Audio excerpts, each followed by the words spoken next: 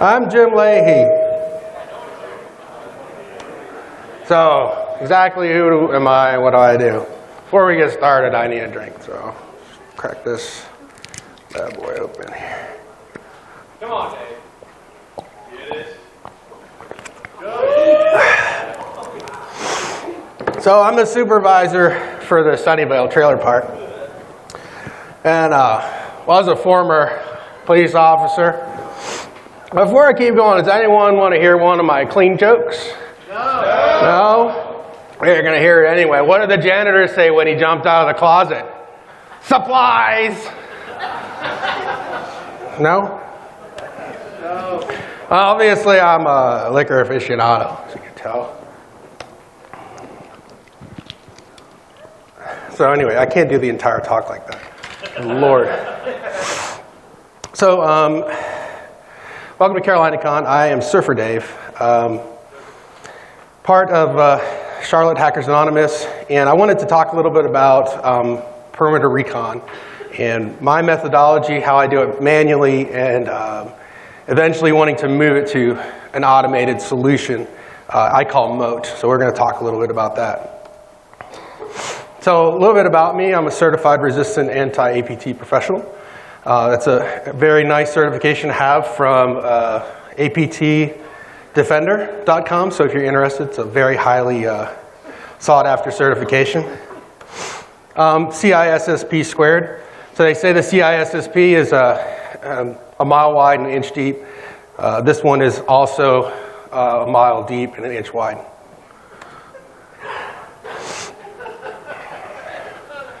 Also co-founder of Charlotte Hackers Anonymous. It's a group in Charlotte, very similar to 2600 group.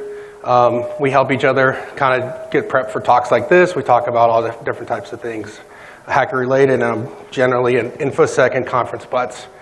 Kind of bounce around all over the place. So just to get an idea about what I mean by perimeter, let's just go through a quick recap. So the perimeter is the outside and internet-facing part of an organization.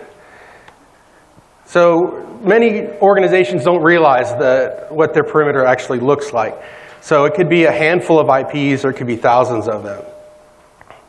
And smaller organizations actually don't understand the actual size of their footprint. They could start off with a small business class, grow over time, and keep paying that business class and totally forget that it's even there and operating as they grow. Whereas the opposite is true of large organizations. A lot of large organizations underestimate the size of their perimeter, and they leave a lot of space undefended. And this is in part due to acquisition and mergers. So a lot of times you'll have all these acquisitions and mergers, IP spaces that get forgot about. That can really cloud the visibility of the actual perimeter. So as a red team member, and when I say red team member, we're talking about the offensive side of things, the organization within the group within an organization that is the attacker, going after and finding weaknesses. So why should we perform perimeter recon? Well, we need to make sure that the scope that we've spec'd out for our testing is true, and we're not going to be trampling on someone else's IP space. Very important part of the process. You don't want to accidentally go out and scan something or attack something that you don't own. So scope verification is a very important step of the penetration testing process. As red team, as the adversaries, we're assessing targets of opportunity.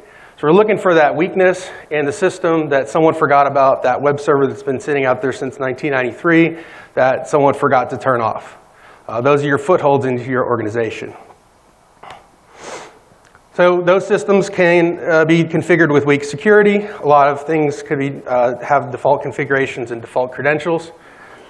And in doing this type of recon, you can find a lot of space that people forget about or neglected. You find out a lot about your organization's defensive side of things, as they often don't understand completely what they need to be scanning. And so that's an opportunity for you to teach them as well. So let's switch gears. Let's go to the defensive side of things. Why, as a blue team, the defending groups, part of an organization, why do we need to perform this perimeter recon? Well, we're inspecting for weaknesses and defenses. We're looking for those holes, those gaps that we forgot to take care of. Yes, we've got our Nessus and our Qualis scanners set up, scanning all the IP space that we think of, but what do we miss? Where are we not looking, and where don't we have visibility? An example of an assessment, we used a method to do some data exfiltration and came back and said, hey guys, what did you see? And they said nothing because we have no visibility into that environment. So one of those important things to find and help to remediate those gaps. So really what important space that was lost or gained during mergers and acquisition. So not only buying another company or having merging with another company, but also selling off those organizations. What records are out there that are accurate once ones need to be corrected for accuracy? So are we scanning someone else's space? Are we missing space due to lack of research?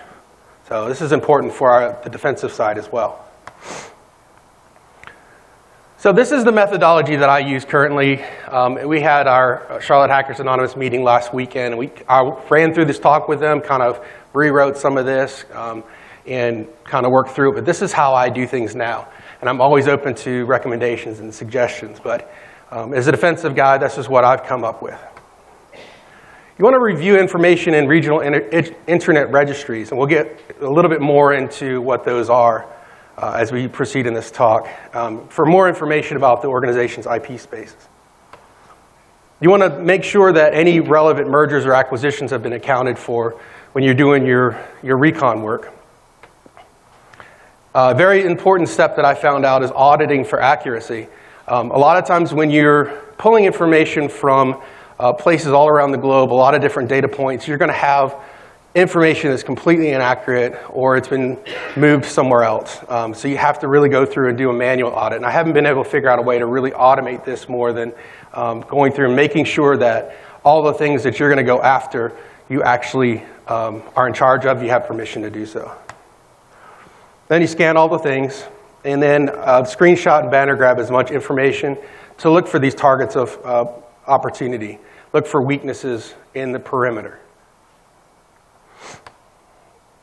So just a little bit of history, just for some of you that aren't familiar with how the internet numbering services came into existence. IANA was the first one that came about around 1987 after ARPANET had been maintained by a sole person. So IANA was formed to manage the numbers assigned on the internet. And later in around 98, ICANN took responsibility. IANA was rolled into that. And so these two organizations control all of the IP spaces that get allocated in the world. And the way that they do this, obviously there's going to be some political boundaries, are through these regional internet registries. And you can see this map here. You have the different colors that kind of correspond to the different registries there. And they're a constantly shifting landscape. So the Middle East and Africa actually have been going through a reorg where Africa used to take care of part of the Middle East. And now it's been taken over by RIPE, which takes care of a lot of Asia and Europe. That'll become relevant further in my talk. As to why those changes are important when you're doing perimeter recon. So just an example, ARIN is the one we use in North America, the Regional Internet Registry. This is one of Hilton Worldwide. I'm just going to tell you right now that my employer doesn't want me, or I don't want to discuss stuff with my employer because I'd like to stay employed. So I'm going to use examples that are redacted, and some of the examples that I'm going to show you are completely redacted so that kind of protect that. I need to eat. And obviously, I need to drink as well.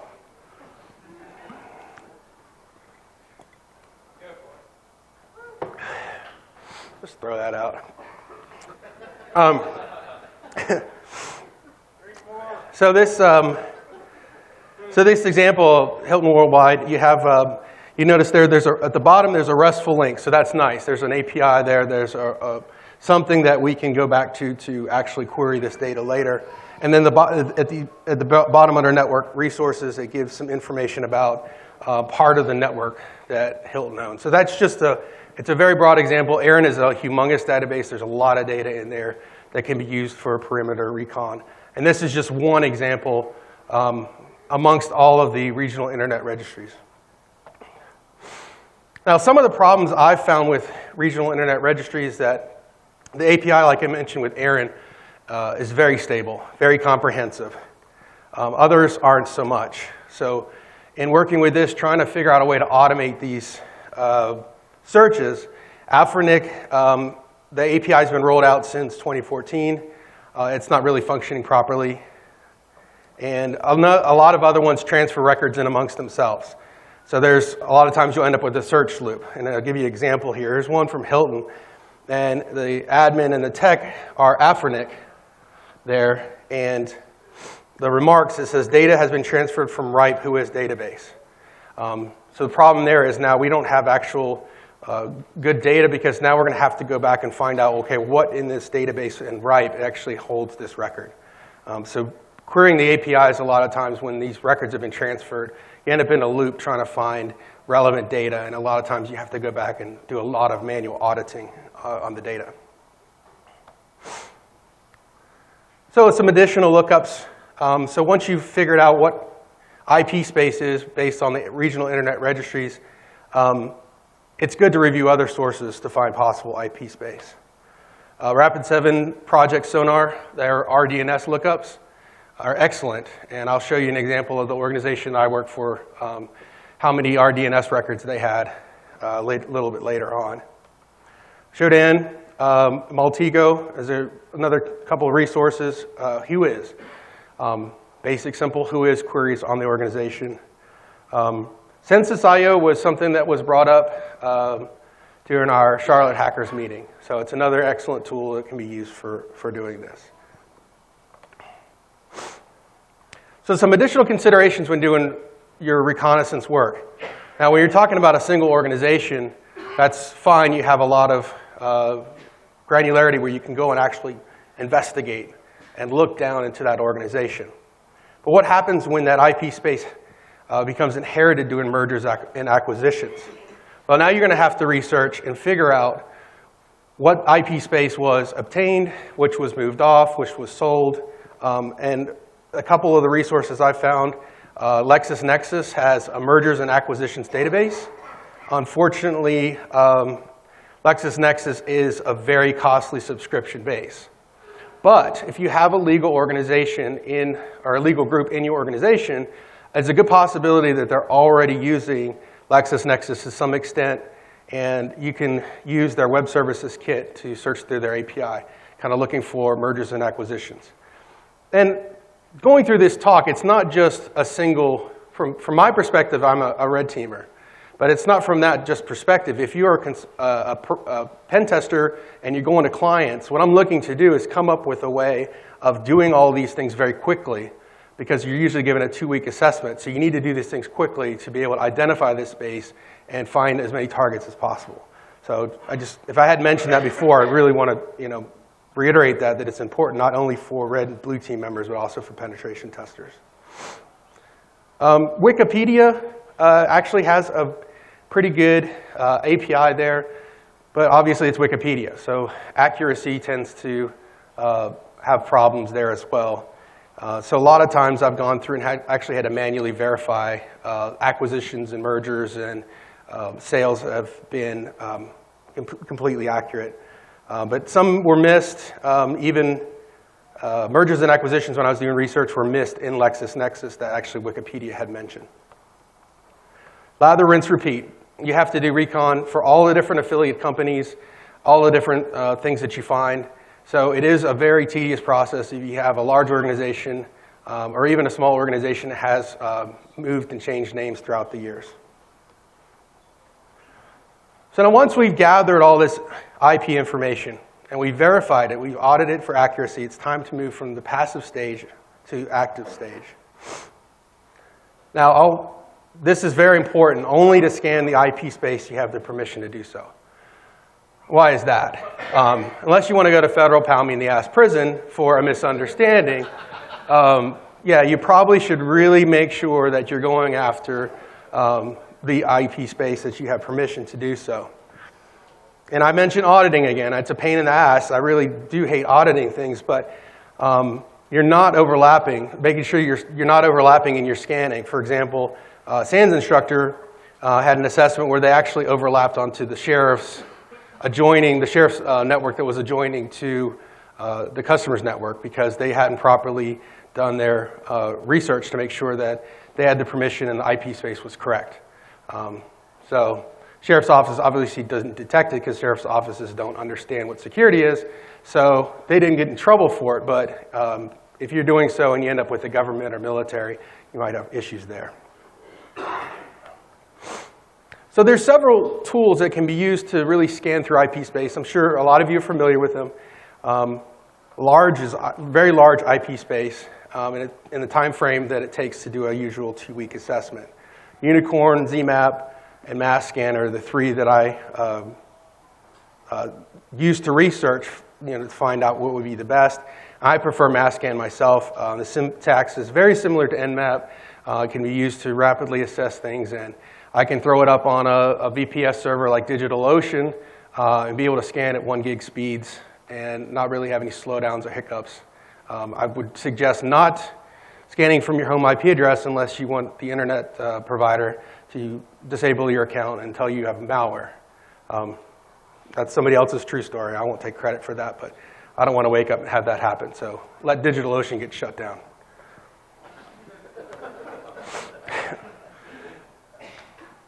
So identifying these targets. So we've scanned all the things. We've identified all the ports and services that are up and running on all these different IPs. So there's a lot of cool things out there. You'll find Apache, IIS, Tomcat servers out there. That's just a handful. There's an entire list of vulnerable web services out there just sitting out there listening that are part of default configurations, LAMP stacks, and things like that end up not being configured correctly. Selenium is a headless browser, and Phantom.js can leverage JavaScript to perform queries against websites. So this can assist in screenshotting web services to help identify interesting targets. The tool that I've been using is HTTP Screenshot. I guess it's been over a year now. At ShmooCon it was released. It's very nice. It does work well with Selenium and Phantom.js. Some other ones that were mentioned. Peeping Tom, unfortunately, is no longer under development by Tim Tomes, but he's started focusing on Eyewitness. So I have to go back and actually look through and see how Eyewitness is doing things, because evidently it does more things than just HTTP Screenshot. So, comes to talking about my tool, the one that I really want to create, the one that I can never really get working correctly, the kludgy thing that I'm trying to work on. So here's the ID and the feature set. I'm trying to take these regional internet registry searches and condense them down so that I can find those relevant IP spaces. So you're not looking through, you're not having to search through manually. It's a real pain in the ass, especially if you only have a very limited time for an engagement. I'm using LexisNexis and Wikipedia, probably more towards Wikipedia because of LexisNexis costs, but searching for additional company-owned IP space inherited by mergers and acquisitions.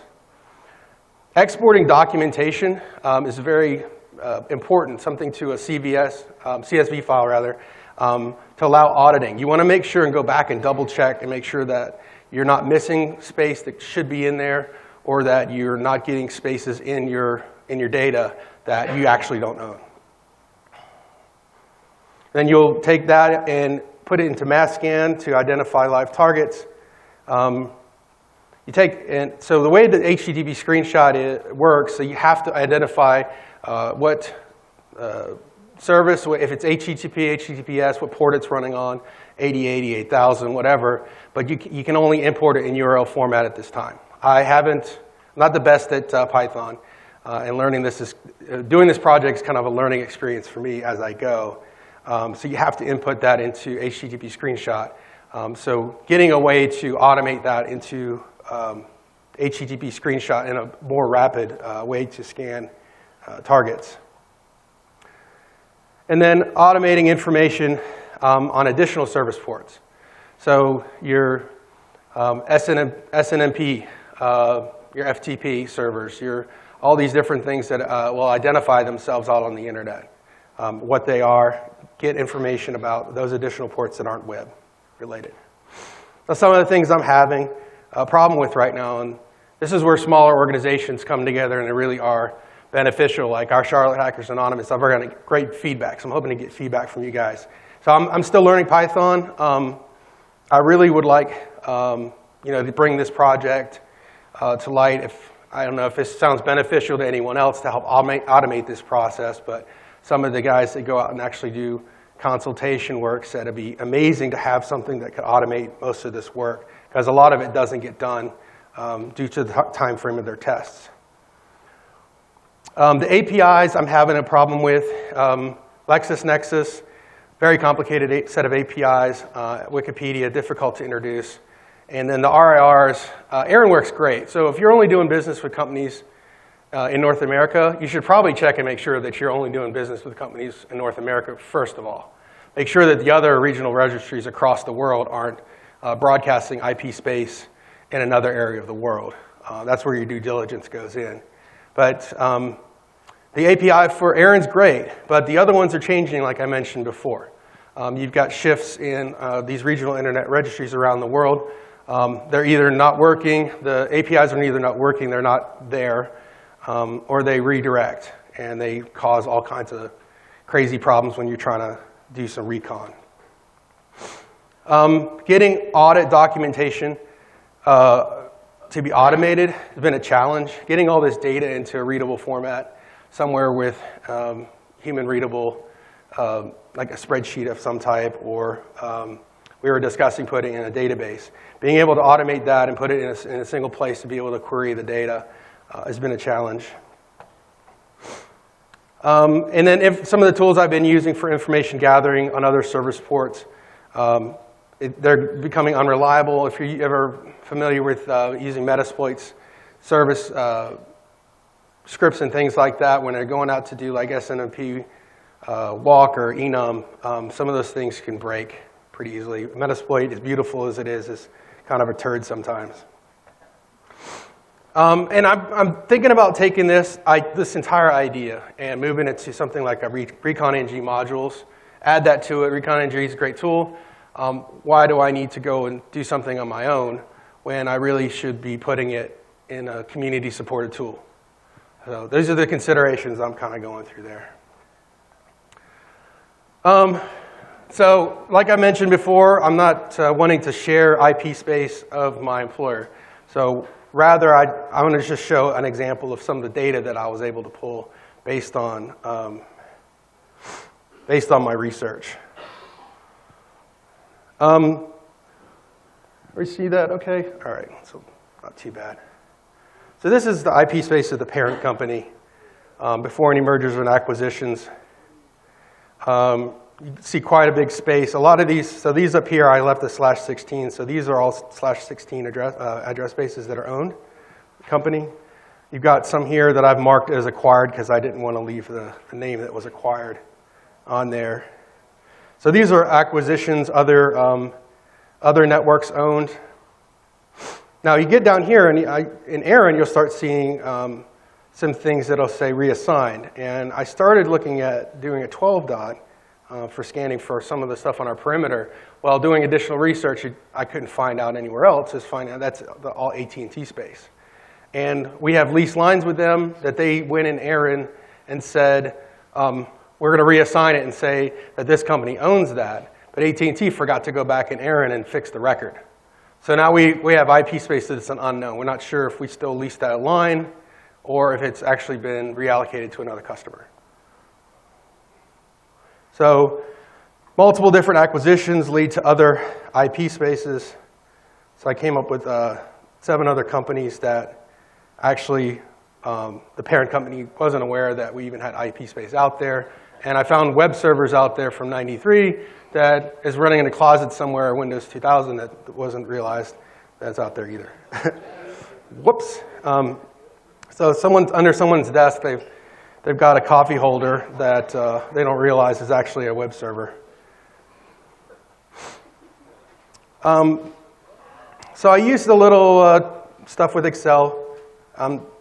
You know, I hope to move this into a data format, a database format. But this is kind of looking at mass scan, some of the things, the set that I would look at to start scanning on and actually import these things into mass scan to start gathering data. And then this is the list that would be created that would be fed into HTTP screenshot. And I think I had one more tab. There we go. This is a list of all the different websites I came across, or a list of some of them anyway, that come back from HTTP screenshot. I'll tell you what port it's running on. Obviously, the companies are redacted as well. And then the DNS brute force, lots of information here to run down. And our DNS from Rapid7. We got like 12,000 records that had to been kind of looked through to see the legitimacy of our DNS. So that's kind of what I came up with for this talk. Really proved beneficial for some of the things that I do for work, and I'm hoping it will be for everyone else. Does anyone have any questions?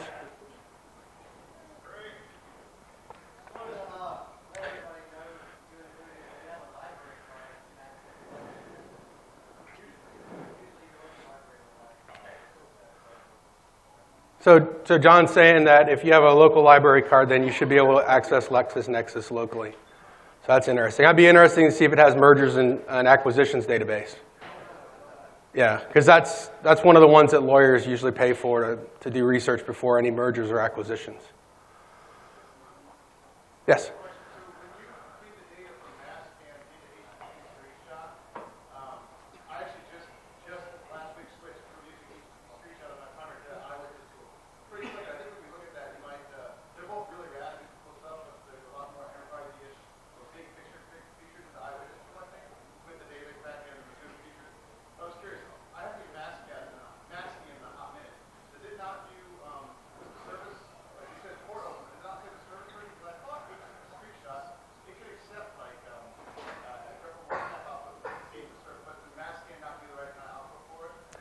So the question is, does mass-scan not give the correct output to input directly into HTTP screenshot?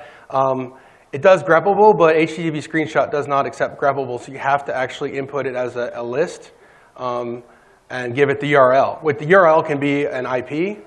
It's just some Python stuff that I have been lazy enough, I've been too lazy to actually go and figure out how it works. Not too lazy, I mean, I don't know. I'm still learning this stuff too, so. Thank you. Any other questions? David. Mr. Lahey, it's infosec, Mr. Lahey, not Mr. Oops. I don't even know my own Twitter handle. That's fine. Turns out when you make like a fake thing for the internet, you don't have to remember it exactly. Any other questions? Yes, Jared. How far along is the script? Far enough for you to help me with it.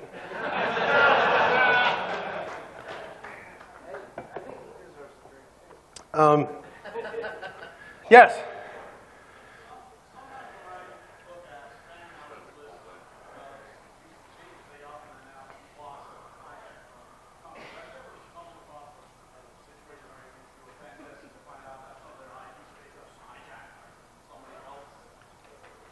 Have I found it where the IP space has been hijacked by someone else?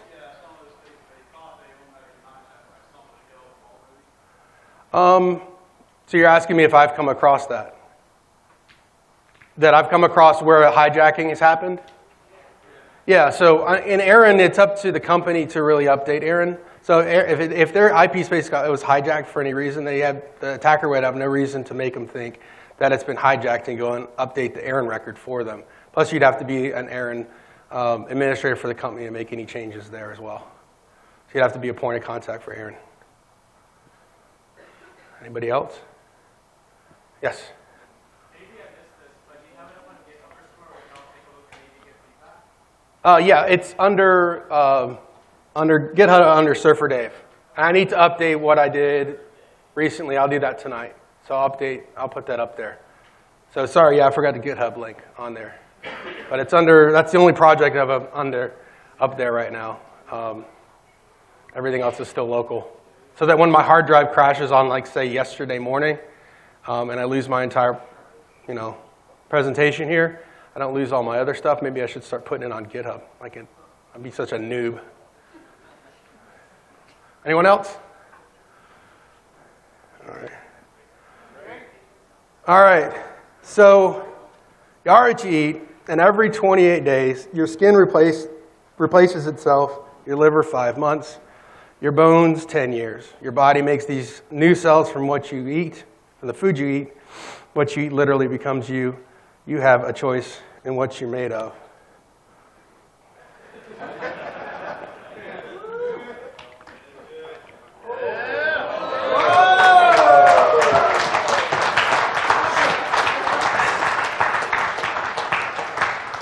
I'm the liquor. Everybody enjoy your CarolinaCon.